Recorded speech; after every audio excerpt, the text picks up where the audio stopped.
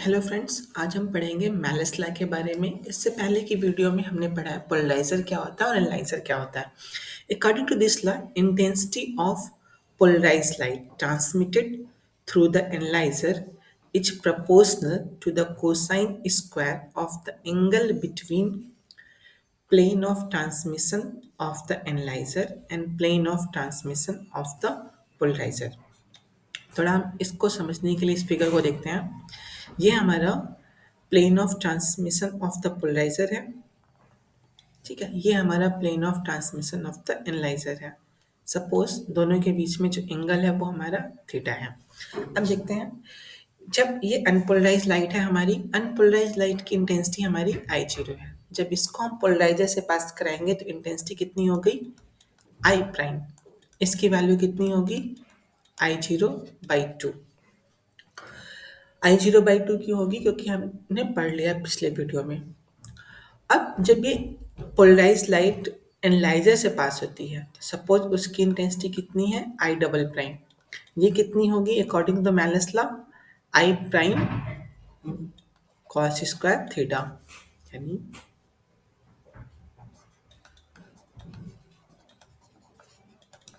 Intensity of light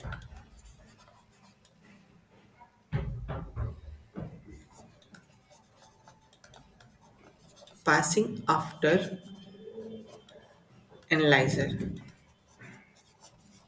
analyser से pass करने का इंटेंसिटी कितनी हो जाएगी, आई डबल प्राइम जो होगा वो I prime cos square theta होगा। I prime intensity of light after passing through the polariser. अब रख दो आई प्राइम की value I zero by two cos square theta. Theta is a angle between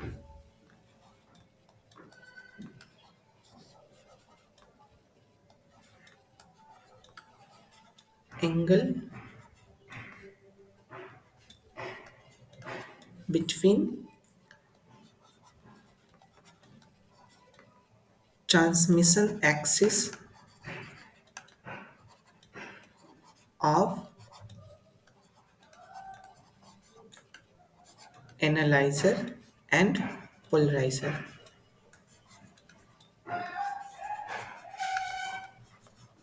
analyser और polariser की जो transmission axis है उसके बीच जितना एंगल होगा वो हमारा cos थीटा होगा।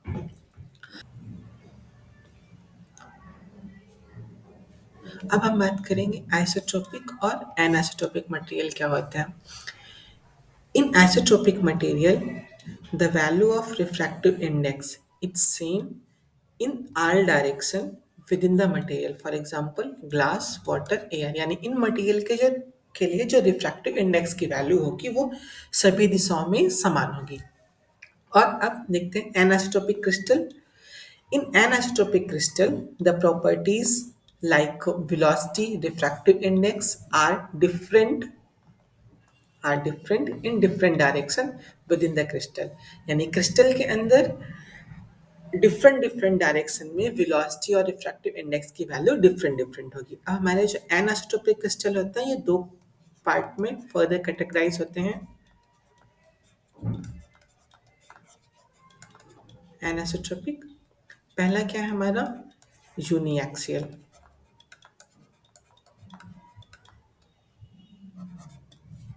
दूसरा बाईएक्सियल।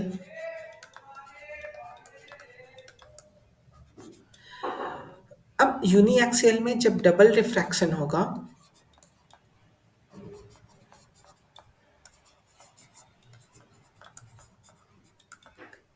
जो हमारी तो रे बनेगी वो कौन सी होंगी, पहली रे होगी ओ रे, एक रे हमारी ओ रे होगी और दूसरी रे होगी हमारी ई रे।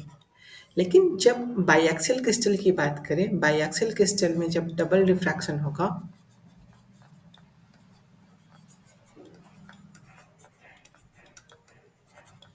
तो जो पहली रे होगी वो भी ई रे होगी और दूसरी रे वो भी ई रे होगी।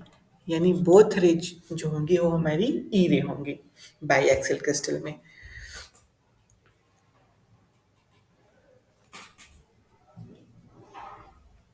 यूनिएक्सियल क्रिस्टल का एग्जांपल जैसे हमारा कैल्साइट क्रिस्टल है, और बाईएक्सियल क्रिस्टल हमारा माइका, टोपाज,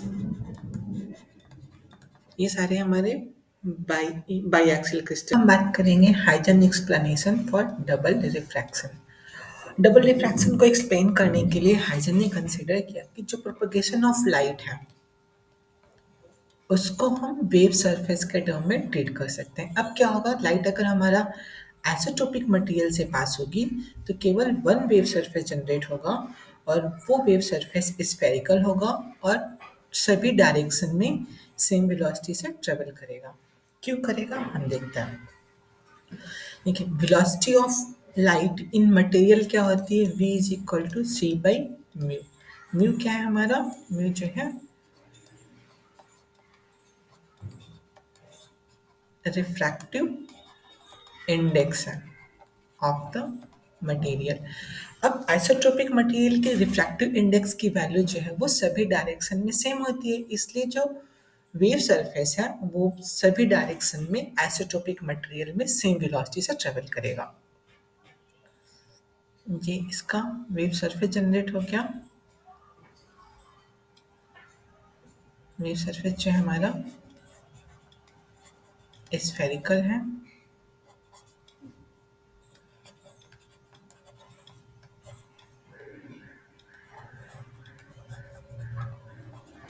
ये आइसोट्रोपिक मटेरियल है।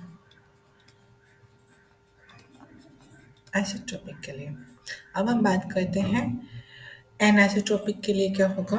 यहाँ पे हमने जो एनआइसोट्रोपिक मटेरियल लिया है वो हमने यूनिएक्सियल लिया है, हमारा जो है यूनिएक्सियल है। अब क्या होगा, जब लाइट हमारी पास होगी तो डबल रिफ्रैक्शन होगा। डबल रिफ्रैक्शन की वजह से दो वेव सरफेस जनरेट होंगे साइमल्टेनियसली, और लाइट जो हमारी वो दो रे में स्प्लिट हो जाएगी। पहली रे होगी हमारी ओ रे। ओ रे सभी डायरेक्शन में सेम वेलोसिटी से ट्रेवल करेगी, तो इसके लिए जो वेव सरफेस होगा वो हमारा स्फेरिकल होगा, और दूसरी जो रे होगी वो ई रे होगी। ई रे के करस्पॉन्डिंग वेव सरफेस हमारा एलिप्साइड होगा, और ये जो रे है वो डिफरेंट डायरेक्शन में डिफरेंट वेलोसिटी के साथ ट्रेवल करेगी विद इन द क्रिस्टल। देखते हैं हम यहाँ पे पहली जो रे है हमारा वो है ओ रे, इसके करस्पॉन्डिंग स्फेरिकल वेव सरफेस होगा,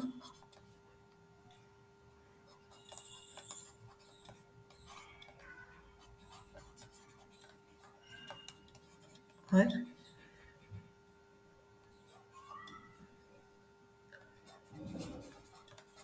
velocity is same in all direction, यानी सभी डायरेक्शन में ओ रे की जो वेलोसिटी है वो सेम होगी। सेकंड क्या होगा हमारा, ई रे होगी, इसके करस्पॉन्डिंग जो वेव सरफेस होगा वो हमारा एलिप्सॉइड होगा, और ये जो वेव सरफेस होगा वो travels with different velocity in different direction।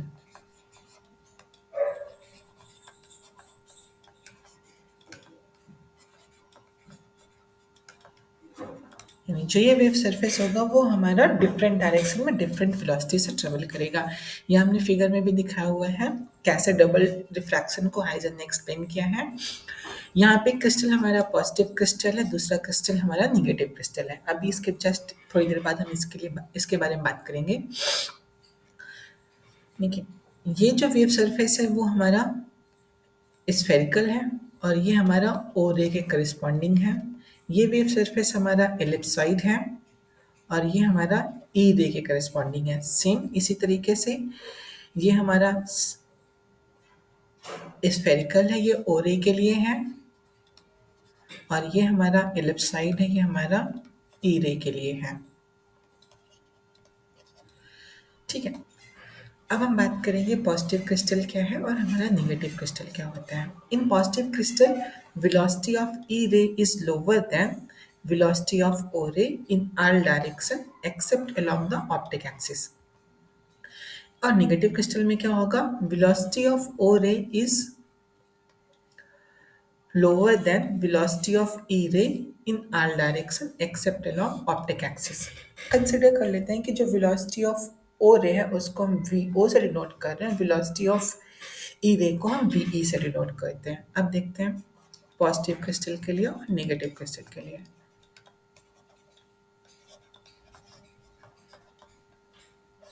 Positive crystal VO is equal to VE along optic axis, यानी अगर ऑप्टिक एक्सिस के लॉन्ग ट्रेवल कर रही है दोनों रे तो वहाँ पे वेलोसिटी सेम होगी, और अगर नहीं कर रही है तो VO is greater than VE other direction.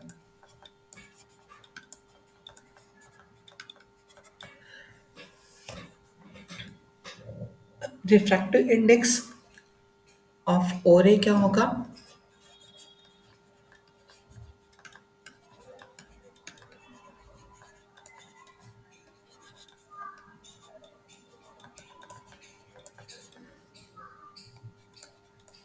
Mu ओ जो होगा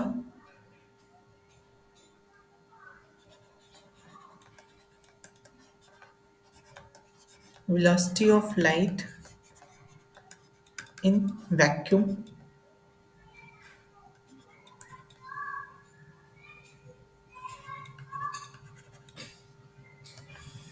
and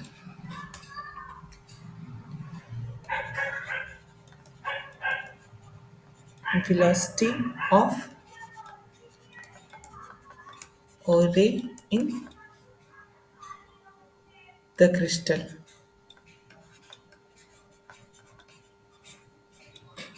ठीक है, इसी तरीके से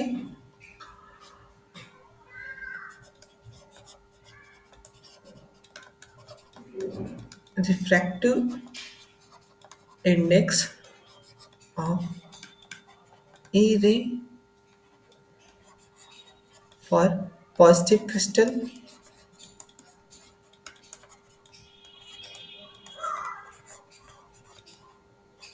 क्या होगा, mu E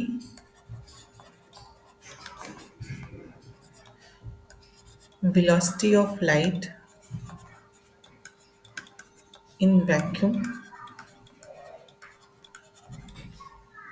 upon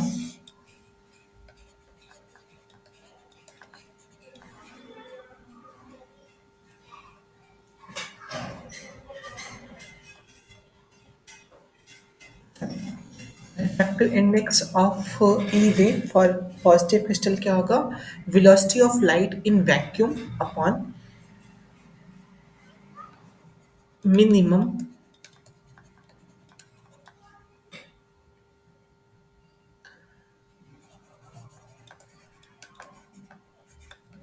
velocity of E ray in the crystal।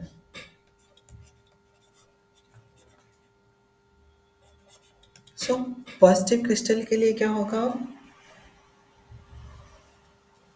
हमारा mu E is greater than mu ओ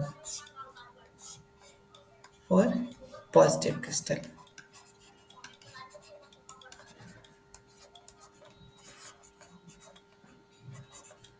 अब नेगेटिव क्रिस्टल में क्या होगा,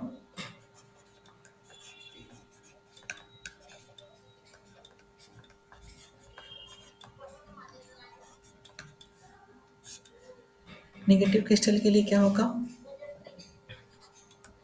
VEO V E equal to VO along optic axis, optic axis के अलॉन्ग दोनों की वेलोसिटी सेम होगी, and VE is greater than VO other direction।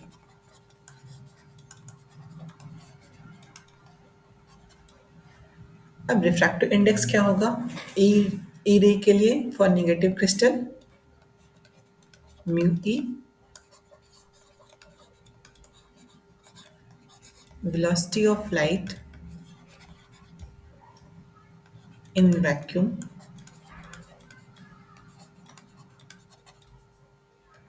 upon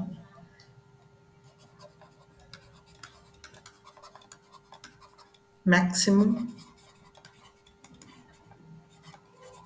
velocity of A ray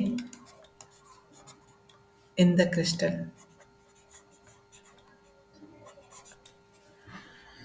ठीक है, तो नेगेटिव क्रिस्टल के लिए अब क्या होगा? Mu E is less than mu O for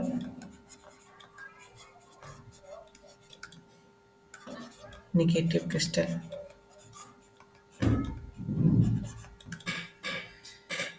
ठीक है, अब अमाउंट ऑफ डबल डिफ्रैक्शन कैसे डिफाइन होगा?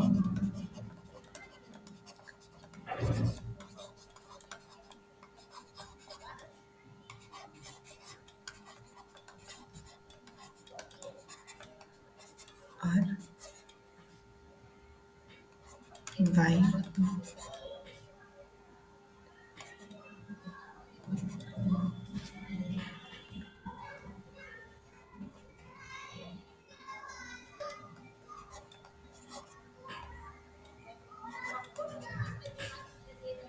ये होगा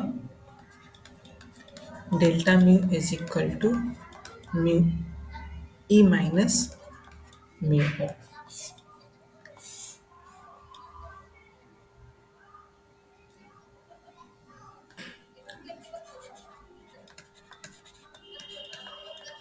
थैंक यू।